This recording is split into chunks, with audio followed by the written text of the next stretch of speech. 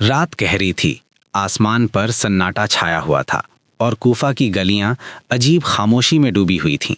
मगर उस खामोशी के भीतर एक ऐसी साजिश पल रही थी जो कुछ ही घंटों में इस्लाम के सबसे बहादुर शेर को दुनिया से जुदा कर देने वाली थी। किसी को अंदाज़ा भी नहीं था कि सुबह की फजर की नमाज एक ऐसी घटना लेकर आएगी जिसे सदियां गुजर जाने के बाद भी मुसलमान आंसुओं के साथ याद करेंगे। उस दौर में इस्लाम की दुनिया कई फितनों और सियासी उथल पुथल से गुजर रही थी। लोग अलग अलग गिरोहों में बंट चुके थे। कुछ लोग ऐसे भी थे जिनके दिलों में नफरत की आग भड़क चुकी थी। उन्हीं में से एक शख्स था अब्दुल रहमान इब्ने मुलजिम। उसके दिल में एक अजीब किस्म की दुश्मनी पैदा हो चुकी थी। वो एक ऐसे गिरोह से जुड़ा था जो ये मान बैठा था कि हज़रत अली को दुनिया से ख़त्म कर देना ही उनके मकसद को पूरा करेगा। इब्ने मुलजिम कई दिनों से कूफा में छिपा हुआ था। उसने अपनी तलवार को जहर में डुबोकर तैयार कर लिया था। उसका इरादा साफ था, वो उस शख्स पर वार करना चाहता था जिसे दुनिया बहादुरी, इंसाफ और इल्म का प्रतीक मानती थी। उधर हज़रत अली अलैहिस्सलाम का जीवन बिल्कुल अलग था। वे दुनिया के सबसे ताकतवर शासकों में से एक थे, मगर उनकी ज़िंदगी सादगी से भरी हुई थी। वे अक्सर रातों को उठकर अल्लाह की इबादत करते थे, गरीबों की मदद करते थे और लोगों को इंसाफ दिलाने के लिए हर वक्त तैयार रहते थे। उनकी बहादुरी के किस्से अरब की रेत से लेकर दूर दूर के इलाकों तक मशहूर थे। लोग कहते थे कि जब जंग में हज़रत अली अपनी तलवार जुल्फ़िकार लेकर मैदान में उतरते तो दुश्मनों के दिल कांप उठते। मगर उसी बहादुर शख्स को अब एक कायराना साजिश का सामना करना था। एक रात हज़रत अली अपने घर में बैठे थे। कुछ रिवायतों में आता है कि उन्होंने उस रात अपने बच्चों से कहा था कि उन्हें महसूस हो रहा है कि अब उनकी ज़िंदगी का आखिरी वक्त करीब है।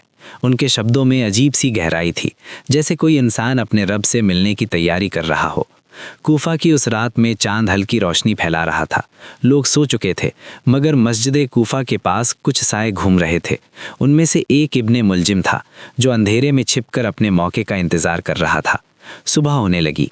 अजान की आवाज़ कूफा की फ़िज़ाओं में गूंज उठी। लोग धीरे धीरे मस्जिद की तरफ आने लगे। हज़रत अली भी अपने घर से निकलकर मस्जिद की ओर चल पड़े। उनका चेहरा हमेशा की तरह सुकून से भरा हुआ था। मस्जिद में दाखिल होकर उन्होंने लोगों को नमाज के लिए खड़ा किया। फजर की नमाज शुरू हुई। चारों तरफ गहरा सन्नाटा था। लोग अल्लाह के सामने सिर झुकाए खड़े थे। मगर उसी वक्त अंधेरे में छिपा हुआ इब्ने मुलजिम धीरे धीरे आगे बढ़ रहा था। उसके हाथ में वही जहरीली तलवार थी जिसे उसने कई दिनों से तैयार रखा था। जैसे ही हज़रत अली सजदे में गए, अचानक वो झपट कर आगे बढ़ा और पूरी ताकत से तलवार उनके सिर पर दे मारी।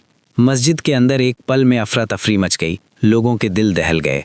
हर तरफ चीख पुकार सुनाई देने लगी। हज़रत अली के सिर से खून बहने लगा। उस पल इतिहास का एक दर्दनाक अध्याय लिखा जा रहा था। कहते हैं कि उस भयानक वार के बाद भी हज़रत अली के होठों पर एक अजीब सी शांति थी। उन्होंने धीरे से कहा, काबे के रब की कसम, मैं कामयाब हो गया। ये शब्द सुनकर आसपास खड़े लोग रोने लगे। उन्हें समझ नहीं आ रहा था कि इतना बड़ा जख्म खाने के बाद भी ये इंसान कैसे अपने रब की मुलाकात को कामयाबी कह रहा है। इब्ने मुलजिम को वहीं पकड़ लिया गया। लोग गुस्से में थे और उसे तुरंत सज़ा देना चाहते थे, मगर हज़रत अली ने उन्हें रोक दिया। उन्होंने कहा कि उसके साथ इंसाफ किया जाए।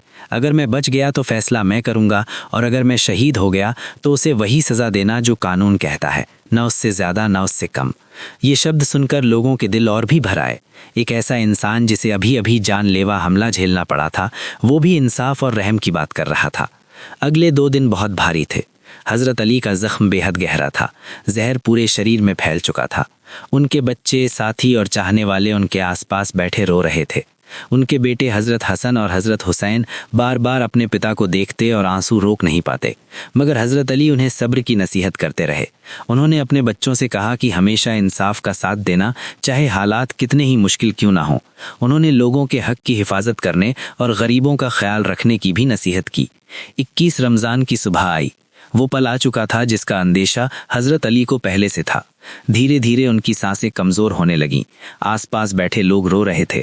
कूफा का माहौल गम में डूब चुका था। और फिर वो घड़ी आ गई जब इस्लाम का ये महान योद्धा अपने रब से जा मिला। हज़रत अली की शहादत की खबर पूरे इलाके में फैल गई। हर तरफ मातम छा गया। लोग रो रो कर कहने लगे कि इंसाफ का सबसे बड़ा सहारा दुनिया से चला गया। उन्हें चुपचाप रात के वक्त दफनाया गया ताकि उनके दुश्मन उनकी कब्र को नुकसान न पहुंचा सकें। आज उनकी कब्र इराक के शहर नजफ में मौजूद है।